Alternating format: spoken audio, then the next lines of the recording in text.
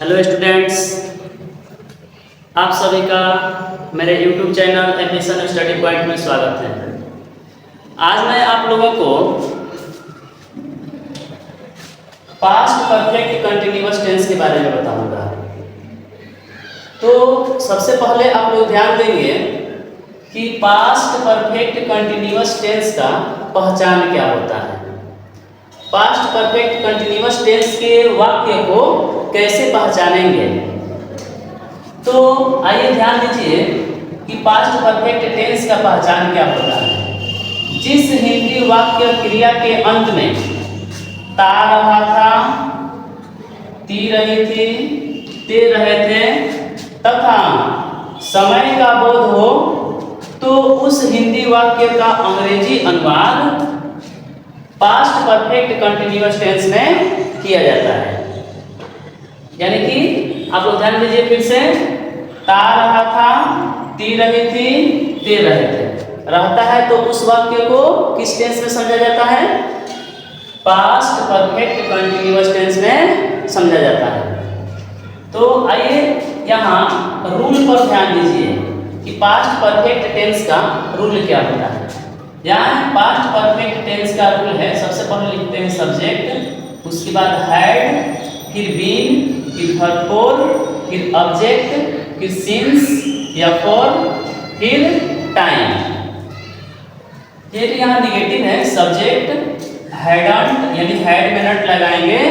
जब यहाँ हैड में नट जोड़ते हैं तो इसको शॉर्ट में लिखते हैं हैडंट। तो यहाँ लिखेंगे हैड में नट जोड़ेंगे तो क्या हो जाएगा? हैडंट। उसके बाद बीन है तो बीन, फिर फोर, यहाँ क्या लिखना है? Verb four, object, since, for, time. इसी तरह से अब यहाँ एग्जाम्पल्स को समझेंगे। सबसे पहले यहाँ सब्जेक्ट को कैसे खोजते हैं पहले आप लोग जान चुके हैं। सबसे पहले काम को खोजते हैं। इसमें काम क्या है? प्रतीक्षा करना। इस वाक्य में काम क्या है? प्रतीक्षा करना। तो ये जो प्रतीक्षा करने के काम जो आदमी करता है उसी को सब्जेक्ट कहते हैं। तो यहाँ सब्जेक्ट हो जाएगा वह, यानी ही हो गया सब्जेक्ट। उसके बाद हैड है तो हैड, बीन है तो बीन, इसमें वर्ब फोर लगाना है। तो वर्ब फोर क्या है? वेट का वर्ब फोर हो जाएगा, आईएनजी लगा देंगे तो वेटिंग। उसके बाद सिंस नहीं तो फॉर, सिंस नहीं तो फॉर। तो पहले आपको बताया गया है कि कहाँ फॉर लगता है और कहाँ सिंस लगता है। तो जहाँ फिक्स समय रहता है, जहाँ समय निश्चित दिया गया हो, जैसे सोमवार से, मंगलवार से, जनवरी से, मार्च से, 1947 से, 2020 से, इस तरह का जहाँ फिक्स समय दिया रहता है वहाँ सिंस का प्रयोग करते हैं। और बाकी जहाँ समय फिक्स नहीं हो, जैसे 2 घंटा से, 2 दिनों से, 4 दिनों से, ऐसे स्थान पर, ऐसे जगहों पर फॉर का प्रयोग करते हैं।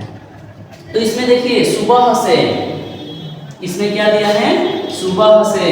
तो सबसे पहले सब्जेक्ट हो गया ही, उसके बाद हैड, उसके बाद बीन, उसके बाद वर्ब फोर वेटिंग, और उसके बाद सिंस। सुबह से, इसमें समय निश्चित दिया हुआ है कि सुबह से, तो इसलिए इसमें क्या होगा? सिंस। उसके बाद मॉर्निंग। ठीक है। फिर यहाँ निगेटिव पर ध्यान देंगे। सबसे पहले सब्जेक्ट ही, उसके बाद हैड में नट जोड़ेंगे हैडंट, उसके बाद बीन, उसके बाद वर्ब फोर वेटिंग, उसके बाद सिंस, फिर मॉर्निंग। फिर यहाँ इंट्रोगेटिव सेंटेंस पर ध्यान देंगे। सबसे पहले लिखेंगे हैड, यानी हैड को बाहर निकालेंगे तो इंट्रोगेटिव सेंटेंस हो जाएगा।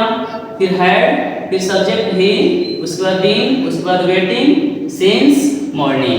क्वेश्चन मार्क है तो क्वेश्चन मार्क। फिर इंट्रोगेटिव प्लस नेगेटिव पर ध्यान देंगे।